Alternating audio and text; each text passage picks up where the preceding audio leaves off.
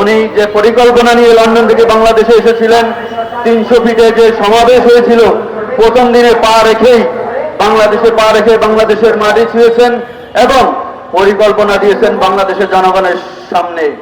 সেই পরিকল্পনা ইতিমধ্যে বাস্তবায়ন শুরু হয়েছে, ফ্যামিলি কার্ড দেওয়া শুরু হয়েছে, কৃষক কার্ড দেওয়া শুরু হয়েছে এবং আমাদের বাংলাদেশের অর্থনীতিকে যে সেক্টর চালু রাখে সেই সেক্টর হলো এই মানব সম্পদ রপ্তানি।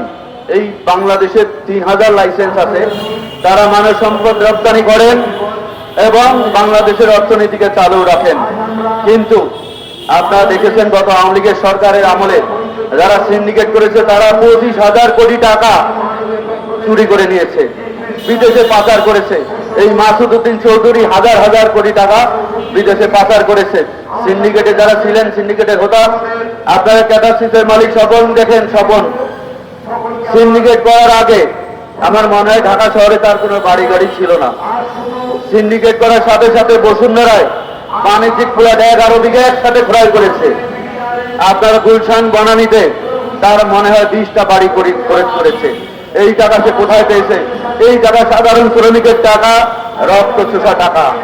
আমরা বিচার চাই। বর্তমান প্রধানমন্ত্রী তিনি ক্ষমতা নেওয়ার পর থেকেই কথা দিয়েছেন বাংলাদেশে কোনো ব্যবসায় কোনো ধরনের কোনো সিন্ডিকেট থাকবে না, সকল প্রকার সিন্ডিকেট তিনি নির্মূল করবেন। আমাদের আজকে